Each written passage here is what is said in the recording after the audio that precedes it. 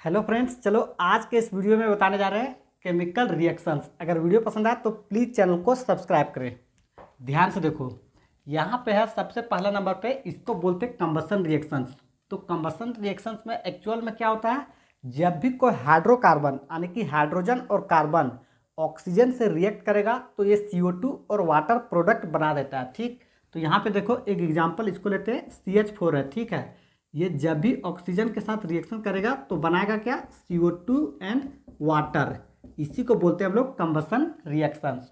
अब नेक्स्ट देखो, यहाँ पे बोलता है ऑक्सीडेशन रिएक्शंस क्या होता है। ऑक्सीडेशन रिएक्शंस इसको बोलते हैं जो कि क्या करेगा, ऑक्सीजन को ऐड करने का जिसके पास कैपेसिटी होता है। ठीक, तो यहाँ पे एक ले लो सीधा से एग्जाम्पल, ये CH3 है। ठीक, और यहाँ पे OH लगा हुआ है, अल्कोहल है। अब इसको ऑक्सीडाइज करते हैं हम लोग। ठीक, तो यहाँ पे रिएजेंट क्या आ जाएगा, KMnO4 या तो फिर K2Cr2O7। ठीक है, पोटासियम डाइक्रोमेट। अब ये जो रहेगा, ये दोनों क्या है, बहुत स्ट्रॉन्ग ऑक्सीडाइजिंग एजेंट है। और जब भी स्ट्रॉन्ग ऑक्सीडाइजिंग एजेंट रहेगा तो वो डायरेक्टली किस में कन्वर्ट कर देता है, तो अल्कोहल को डायरेक्टली कन्वर्ट कर देता है, कार्बोजिलिक एसिड में कन्वर्ट कर देता है। ठीक है, ये इसमें कन्वर्ट कर दिया। अगर मान लो इस रिएजेंट के जगह पे दूसरा रहता है, ठीक है, जैसे कि मान लो यहाँ पे PCC या फिर क्रोमियम ट्राइऑक्साइड, तो यहाँ पे प्रोसेस क्या होता है, सबसे पहले अल्कोहल जो होता है ये किस में कन्वर्ट होता है, ये RCOH, ठीक है, एल्डिहाइड में कन्वर्ट होता है। ठीक, और एल्डिहाइड में कन्वर्ट होने के बाद इस तरह से यहाँ पे ये कीटोन में कन्वर्ट होता है, और इसके बाद फाइनली क्या बनता है, कार्बोजिलिक एसिड बनता है। ठीक, लेकिन ये बहुत ज़्यादा स्ट्रॉन्ग एसिड होता है, ऑक्सीडाइजिंग एजेंट, इसके वजह से ये डायरेक्टली किस में कन्वर्ट कर देता है, तो कार्बोजिलिक एसिड में कन्वर्ट कर देता है। ठीक, अब इसके बाद नेक्स्ट देखो, यहाँ पे सब्स्टिट्यूशन रिएक्शंस। सब्स्टिट्यूशन रिएक्शंस का मतलब ये होता है कि एक आ रहा है और दूसरा यहाँ से जा रहा है।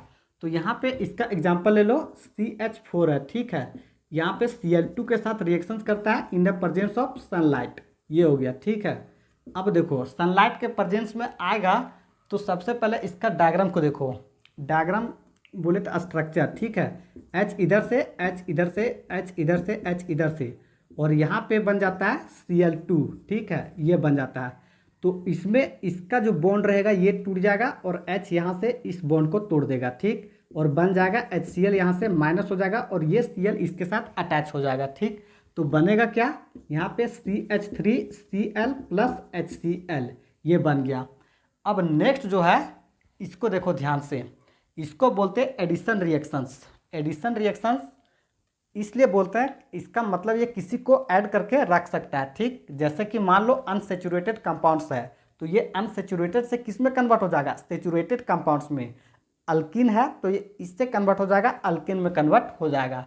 तो यहाँ पे देखो इसका CH2 और इधर CH2, जब ये रिएक्शन किसके साथ करता है, H2 के साथ करता है रिएक्शंस। ठीक है, in the presence of nickel या तो पैलेडियम, ये कैटलिस्ट है। ठीक, तो इस कंडीशंस में होता क्या है, यहाँ पे ध्यान से देखो, यहाँ पे क्या था, सिंगल बॉन्ड था। ठीक है, और सिंगल बॉन्ड को तोड़ने के लिए सनलाइट जो होता है ये सफिशिएंट था, तो बहुत आसानी से दोनों को ब्रेक कर लिया। यहाँ पे कंडीशंस ये आता है कि इसको देखेगा तो ये डबल बॉन्ड है, और डबल बॉन्ड है तो एक में सिग्मा बॉन्ड का कैरेक्टर आ जाता है। ठीक है, और एक में पाई बॉन्ड, तो इसको बोलते हैं पाई बॉन्ड, इसको बोलते हैं सिग्मा बॉन्ड, ये कैरेक्टर आ जाता है। जबकि सिंगल बॉन्ड प्रेजेंट होता है तो सिर्फ वहाँ पे एक ही बॉन्ड प्रेजेंट होता है जिसको बोलते हैं सिग्मा बॉन्ड। ठीक है, तो यहाँ पे दो बॉन्ड आता है तो पाई बॉन्ड जो होता है ये इसको क्या करना पड़ता है, इसको ब्रेक करना पड़ता है। ठीक, इसलिए ब्रेक करना पड़ता है क्योंकि यहाँ पे कंडीशंस ये आता है कि हाइड्रोजन जो होता है ये इस तरह से बॉन्ड रहता है। ठीक, तो एक जो हाइड्रोजन होता है ये इसके साथ कंबाइन कर जाएगा और एक जो रहता है ये इसके साथ कंबाइन कर जाएगा। तो एक कार्बन में हाइड्रोजन एक और ऐड हो गया, ठीक है, ये वाला, और इधर कार्बन में ये वाला हाइड्रोजन ऐड हो गया।